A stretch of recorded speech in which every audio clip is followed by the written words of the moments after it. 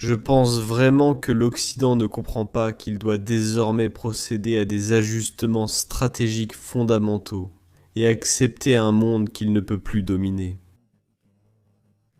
Il doit désormais traiter et parler au reste du monde en égal, sans condescendance. Et comprendre que si vous coopérez avec le reste du monde, cela créera en fait un monde meilleur. Non seulement pour les autres, mais aussi pour l'Occident. Je suis honoré d'accueillir dans le studio le professeur Kishore Mahbubani, diplomate éminent du pays de Singapour et ancien président du Conseil de sécurité des Nations Unies. Professeur Mahbubani, ravi de vous retrouver dans l'émission. Un développement très intéressant a eu lieu à Davos 2026 la semaine dernière. En allant à cet événement, nous avons vu beaucoup d'élan. Avec Donald Trump, le Groenland et l'Europe étaient évoqués.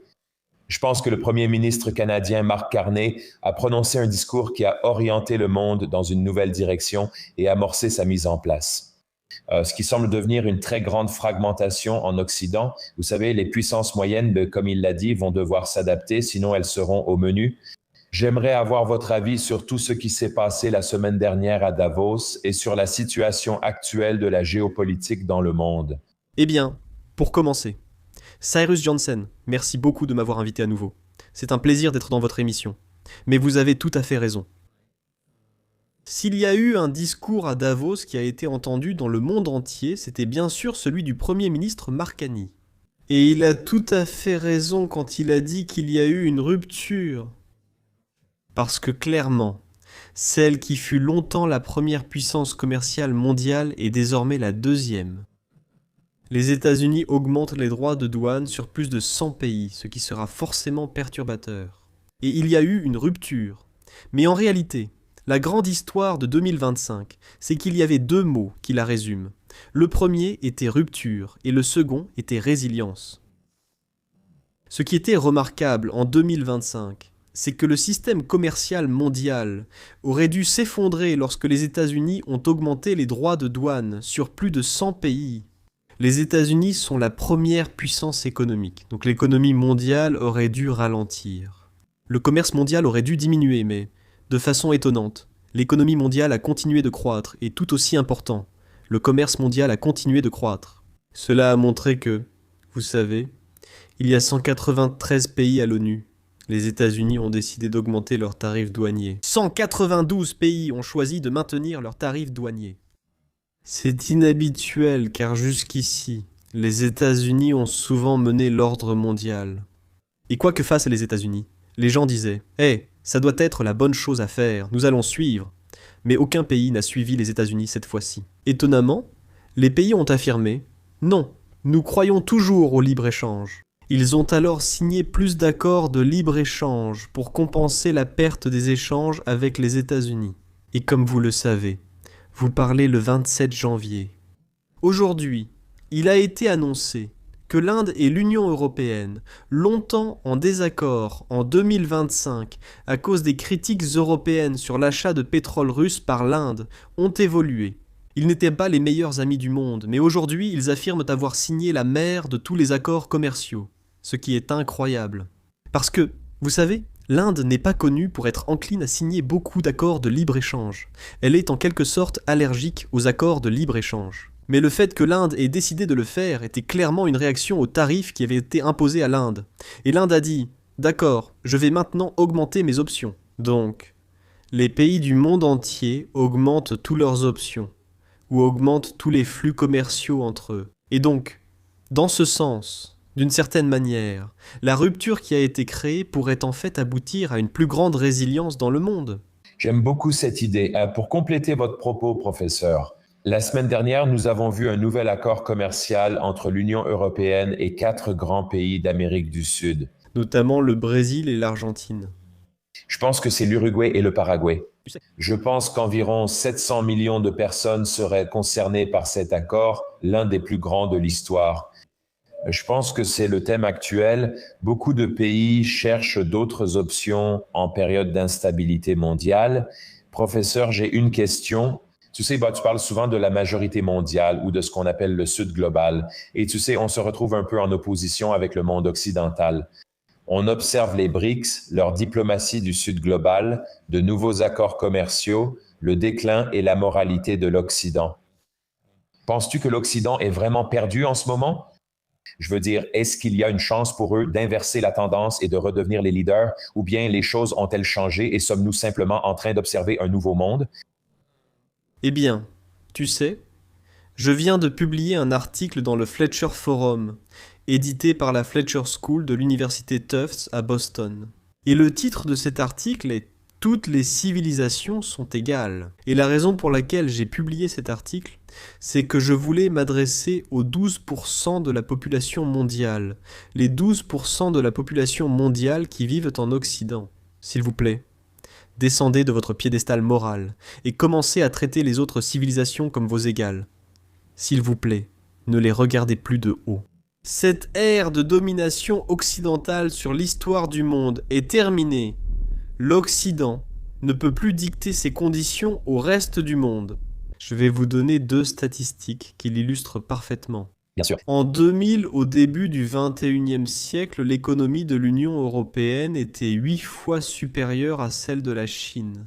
Aujourd'hui, ils ont une taille similaire, mais d'ici 2050, l'Union européenne sera moitié moins grande que la Chine. Quand les dirigeants européens, comme van der Leyen et Kaja Kallas, parlent, ils croient toujours être 8 fois plus grands que la Chine, mais devraient se préparer à être 2 fois plus petits en 2050. Et puis, si vous comparez 2 autres pays, ce qui vaut la peine d'être fait, parce que souvenez-vous, il y a 100 ans, en 1920, 600 000 Anglais pouvaient gouverner sans effort 300 millions d'Indiens. Mon accent indien, incroyable.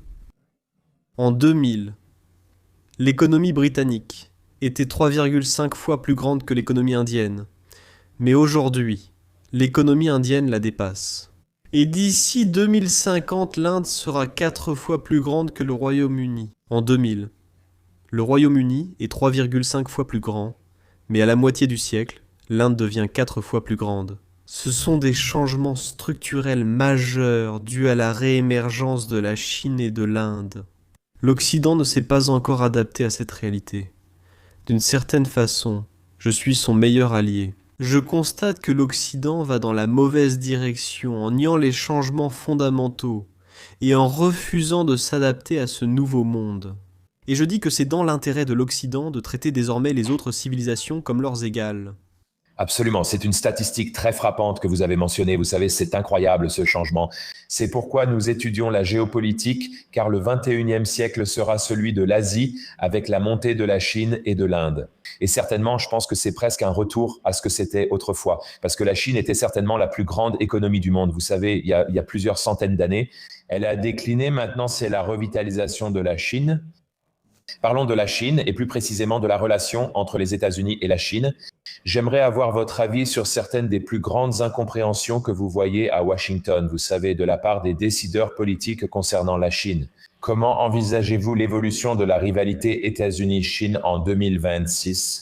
Eh bien d'ailleurs, vous avez raison concernant vos statistiques, ainsi qu'à propos de la Chine et de l'Inde. Parce que, de l'an 1 jusqu'à l'année 1820, pendant 1800 ans, au cours des 2000 dernières années, les 2 plus grandes économies du monde ont toujours été celles de la Chine et de l'Inde. D'ici le milieu du siècle, nous retrouvons la norme historique. Ce n'est pas anormal, mais une évolution naturelle. Mais bien sûr, maintenant nous avons une 3e puissance dans le monde, qui est les États-Unis. Et certainement les États-Unis. Il ne faut jamais, jamais sous-estimer les États-Unis. Elle possède une économie formidable. Et même aujourd'hui, elle a toujours la plus grande économie du monde. Il faut donc toujours traiter les États-Unis avec beaucoup de respect. Mais en même temps, vous savez, 2025 a apporté de nombreuses surprises géopolitiques. Mais probablement la plus grande surprise a été que la Chine, et dans le cas de la Chine, comme vous le savez, la Chine a traversé l'enfer. Les 200 dernières années, elle a connu un siècle d'humiliation. De la première guerre de l'opium en 1842 jusqu'en 1949 lorsque la RPC a été fondée.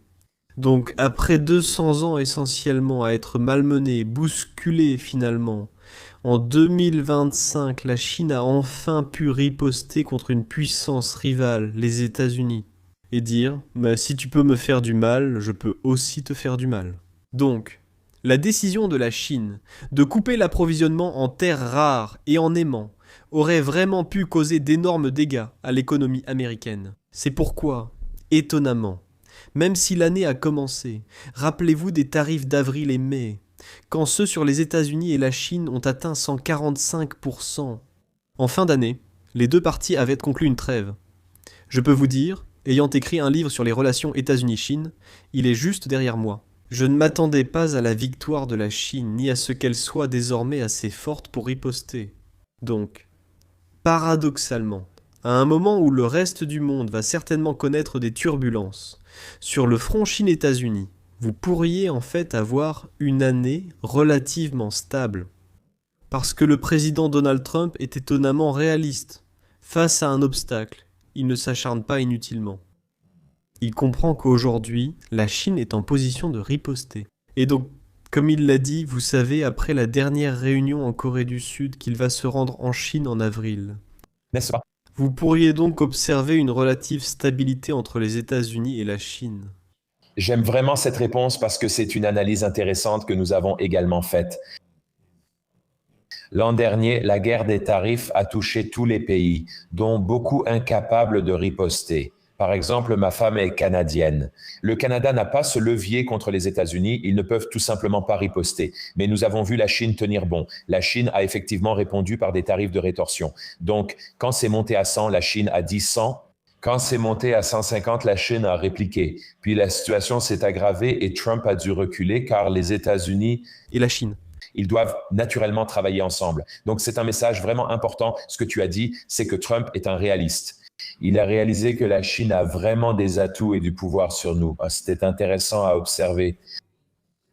Pour être clair, la Chine n'a pas seulement répondu avec des tarifs douaniers. Comme je l'ai mentionné, en fait, ils ont arrêté de l'augmenter au-dessus de 100%, parce qu'ils ont dit, franchement, au-dessus de 100%, ça n'a plus d'importance. C'est vrai.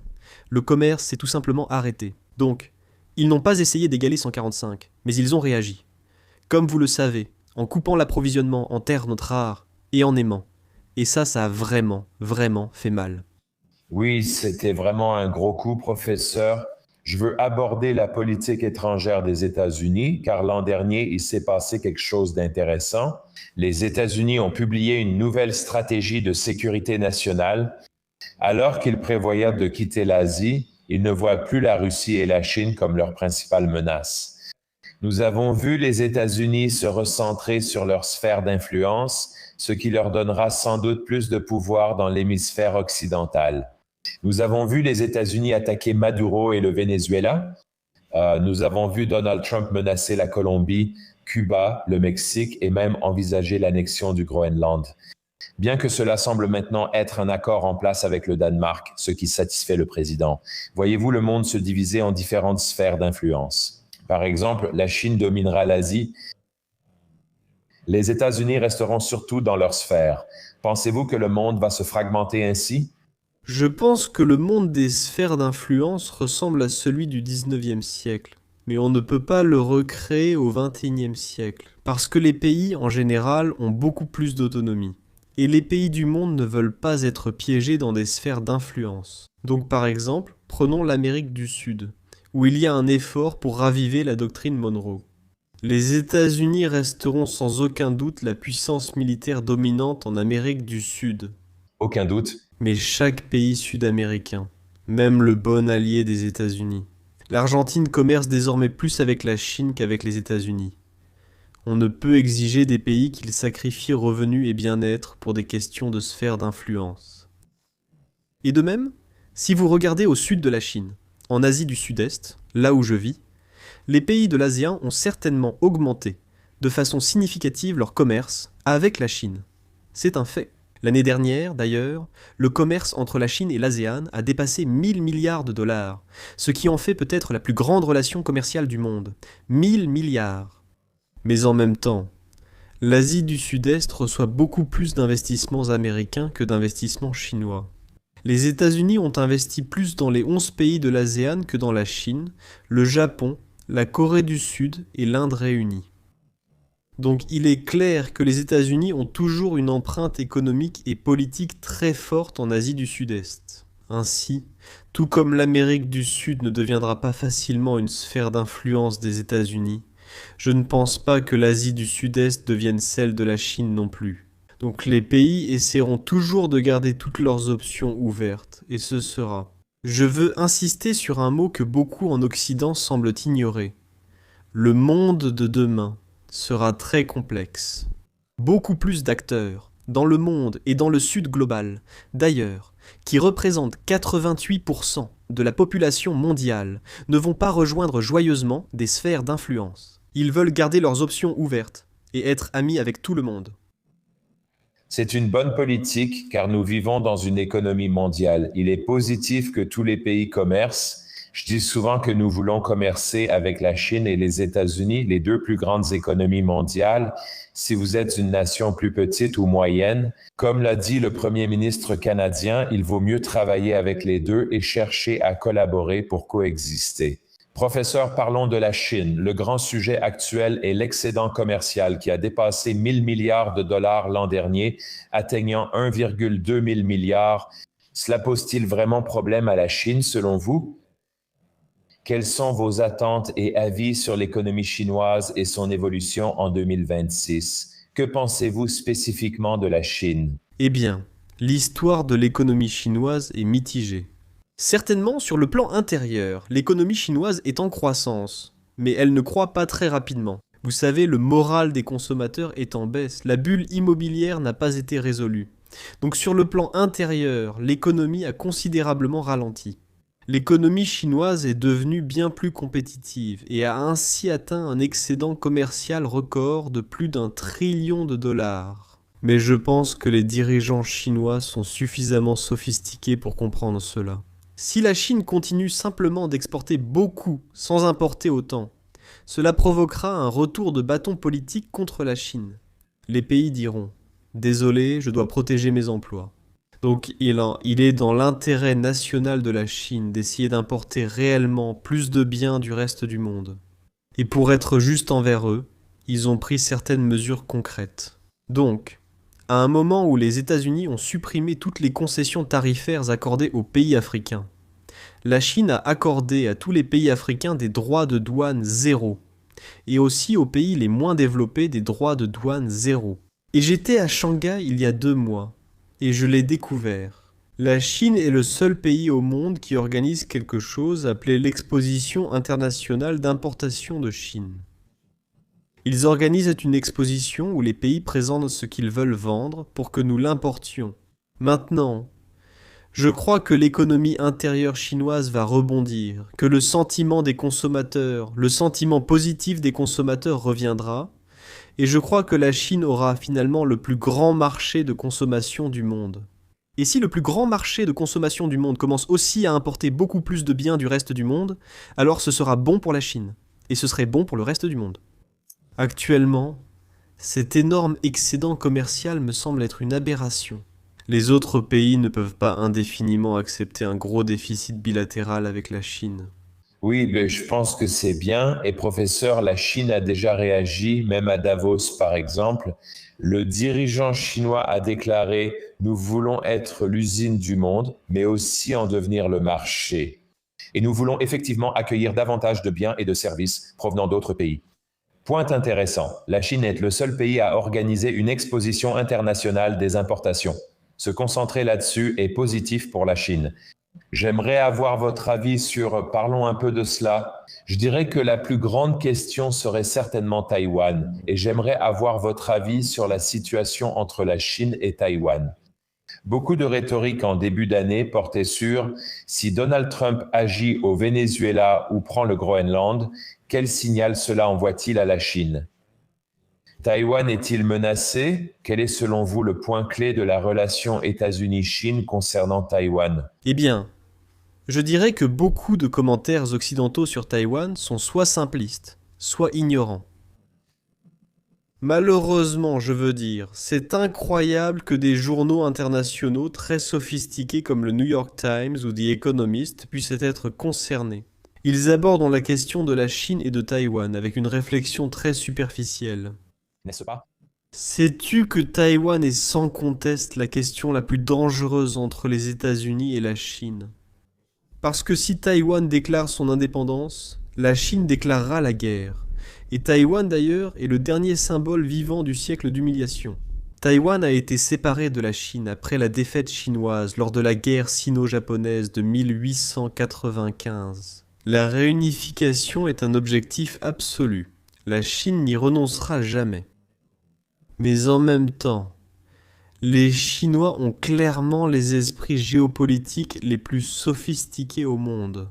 Donc, si vous voyez un fruit mûr prêt à tomber d'un arbre, pourquoi s'embêter à prendre une longue épée pour le couper ? Il tombera de lui-même dans votre giron. Avec le temps, les Chinois estiment que celui-ci joue pour eux, surtout si la Chine devient le premier marché mondial. Comme vous et moi l'avons mentionné plus tôt, si vous demandez aux pays du monde entier de choisir, voulez-vous soutenir la Chine ou voulez-vous soutenir Taïwan ? Bien sûr, ils diront « Je veux soutenir la Chine ». Qui va soutenir Taïwan ? En fait, lorsque j'étais à Taïwan l'année dernière, j'ai parlé aux Taïwanais. Je leur ai dit « Écoutez, vous avez beaucoup de chance. Vous avez un passeport appelé République de Chine. Si vous remplacez le passeport de la République de Chine, qui permet d'accéder à 180 pays par celui de Taïwan, vous aurez de la chance. Avec 5 ou 10 pays accessibles, le passeport de la République de Taïwan ne sera reconnu par personne. Le temps jouant en faveur de la Chine, elle n'a aucune raison de précipiter le processus. Mais en même temps, les Chinois veulent aussi envoyer un message clair aux Taïwanais. Parce que le président actuel de Taïwan est connu pour être quelqu'un de pro-indépendance. Il sait que les Taïwanais ne veulent pas l'indépendance, mais lui la soutient pour faire passer un message. Les Chinois mènent des exercices militaires très puissants autour de Taïwan pour dire « n'y pensez même pas ». Et d'une certaine manière, ces énormes exercices militaires chinois sont en fait très utiles, comme rappel pour tout le monde, pour les Taïwanais et pour les Américains. Parce qu'il y a certains Américains, franchement, qui essaient, vous savez, en coulisses, de promouvoir l'indépendance de Taïwan, et ainsi de suite. Ils doivent bien réfléchir à leur intérêt avant d'agir. Globalement, je reste confiant qu'il n'y aura pas de guerre à Taïwan. Très bien, très bien. Je suis entièrement d'accord avec cette analyse. C'est fantastique, professeur. Je voudrais changer de continent ici. Je voudrais revenir en Europe. Je souhaite évoquer le conflit russo-ukrainien et l'implication de l'Union européenne. Je veux dire, cette guerre dure depuis de nombreuses années. Elle va par cycle. Vous savez, parfois Zelensky est à la Maison-Blanche. Les gros titres parlent tous de l'Ukraine. Ces dernières semaines, début 2026, ont été marquées par de nombreuses histoires géopolitiques, Venezuela, Groenland, Davos, Chine. Mais j'aimerais revenir à l'une des questions géopolitiques les plus importantes en ce moment. Comment voyez-vous la guerre entre la Russie et l'Ukraine évoluer et continuer ? Voyez-vous une solution en 2026 ? Qu'en pensez-vous alors que l'Europe gère toujours ce problème avec la Russie ? Je crois que tout le monde est surpris par la durée de la guerre en Ukraine. Il faut aussi rendre à César ce qui lui revient. Il est très clair qu'il y a beaucoup d'Ukrainiens courageux qui se battent très durement contre les Russes, contre des obstacles immenses. D'ailleurs, je sais que les habitants de Kiev affrontent un froid glacial avec une grande détermination. En géopolitique, il faut du courage et de la sagesse, pas seulement du courage. Et malheureusement, les Ukrainiens ont été encouragés par leurs voisins européens à s'engager dans une confrontation inutile contre la Russie. Parce que, vous savez quand, les Européens, en 2008, ont accepté d'insérer une phrase dans le communiqué de l'OTAN, disant que l'Ukraine et la Géorgie pourraient devenir membres de l'OTAN. Ils dépassaient une limite, non ? Paradoxalement, cet ancien directeur de la CIA devenu ambassadeur à Moscou a affirmé que l'Ukraine représentait la principale ligne rouge. Tous les avertissements existaient déjà. Et donc, c'est très insensé de la part des Européens d'accepter l'élargissement de l'OTAN. Je peux vous dire que les Européens craignent que le président Trump conclue un accord avec le président Poutine. Ils ont constamment tenté de s'y opposer, ce qui prouve encore leur manque de sagesse. Parce que, lorsque le président Trump a décidé de rencontrer le président Poutine en Alaska en 2025, les Européens, au lieu d'essayer de bloquer cette rencontre, auraient dû l'accueillir favorablement. S'ils étaient vraiment sophistiqués géopolitiquement, ils auraient tous pris l'avion pour parler aussi au président Poutine, non ? Parce qu'au bout du compte, les Européens doivent accepter le fait qu'ils devront vivre avec la Russie. Pas seulement pour les 100 prochaines années, mais pour les 1000 prochaines années. Et l'idée que l'on puisse humilier la Russie et la forcer à accepter des conditions qui vont à l'encontre de ses intérêts nationaux n'est tout simplement pas possible. Et d'une manière ou d'une autre, Il doit y avoir un compromis concernant l'Ukraine. J'ai publié un article dans Foreign Policy début 2025 intitulé « Europe, il est temps de penser l'impensable ». C'était l'un des 10 articles les plus lus dans Foreign Policy en 2025 où j'ai soutenu que l'Europe devait envisager l'impensable. Honnêtement, entamer un dialogue avec la Russie alors qu'ils n'ont pas échangé depuis le début de la guerre. Oui, professeur, j'apprécie vos paroles sur la sagesse. Nous devons être sages en géopolitique et comprendre la situation. Je suis d'accord avec vous, les signaux d'alerte étaient là depuis le début et j'aime cela.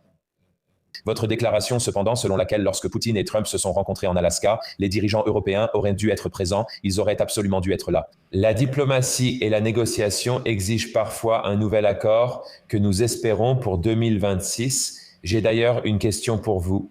Si vous conseillez les dirigeants occidentaux en privé, quel choc mondial majeur pensez-vous qu'ils sous-estiment ou ignorent complètement pour la prochaine décennie? Eh bien, je pense que la transition la plus fondamentale que les dirigeants occidentaux doivent opérer est de traiter le reste du monde avec plus de respect. La civilisation occidentale a clairement surpassé toutes les autres civilisations du monde au cours des 200 dernières années, mais c'était une aberration.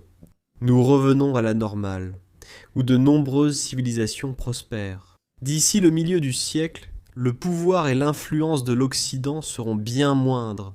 Ces tendances sont irréversibles. D'accord, et je vous ai déjà donné les statistiques. Il serait donc plus sage pour l'Occident de traiter le reste du monde avec plus de respect, et d'essayer de forger des partenariats, de nouveaux partenariats fondés sur l'égalité, plutôt que sur la domination de l'un par l'autre. Je pense que c'est une opportunité pour l'Europe. Au fait, je suis content que l'Europe ait signé l'accord avec l'Inde, et je pense que c'est une avancée importante. Parce que l'Union européenne, au bout du compte, croit au multilatéralisme, n'est-ce pas? Et nous savons que les États-Unis sous le président Trump n'y croient pas. Donc si les dirigeants européens pouvaient se rassembler et soutenir les principales institutions multilatérales du monde, je veux dire comme les Nations Unies, ou l'Organisation mondiale du commerce, ou l'Organisation mondiale de la santé, et dire non. Même si les États-Unis quittent ces institutions, nous réaffirmerons et renforcerons notre soutien à ces organisations. Je vous garantis que si l'Union européenne agit ainsi et renforce les institutions multilatérales, sa position dans le Sud global s'améliorera nettement. Très puissant là, j'adore ça. Eh bien, professeur, nous arrivons à la fin ici. Je veux simplement vous remercier énormément pour cette conversation incroyable. C'est toujours un réel plaisir de bénéficier de vos idées et de votre sagesse. Je vous remercie vraiment, vraiment, vraiment pour votre temps. Je vous laisse le mot de la fin. Mais avez-vous de grands projets pour 2026 ? Un nouveau livre en vue, davantage de voyages. Dites-nous vos projets et comment vous allez. Je prévois certainement d'écrire un autre livre cette année, et il s'appuiera sur l'essai que j'ai écrit pour le Fletcher Forum, intitulé « Toutes les civilisations sont égales ». Parce que je pense vraiment que l'Occident ne comprend pas qu'il doit désormais effectuer des ajustements stratégiques fondamentaux et accepter un monde qu'il ne peut plus dominer. Il doit maintenant apprendre à traiter le reste du monde comme des égaux, leur parler comme à des égaux, et ne pas leur parler de manière condescendante. Comprendre qu'en coopérant avec le reste du monde, cela créera un monde meilleur pour tous, y compris l'Occident. J'adore ça. Professeur, j'ai hâte de lire ce livre. Vous en avez écrit beaucoup. Nous allons mettre les liens vers votre site web ainsi que les livres que vous avez publiés dans la description ci-dessous. Et je tiens simplement à vous dire merci beaucoup d'être venu sur notre podcast et j'apprécie vraiment le temps que vous nous avez accordé aujourd'hui, professeur. Merci de m'avoir invité.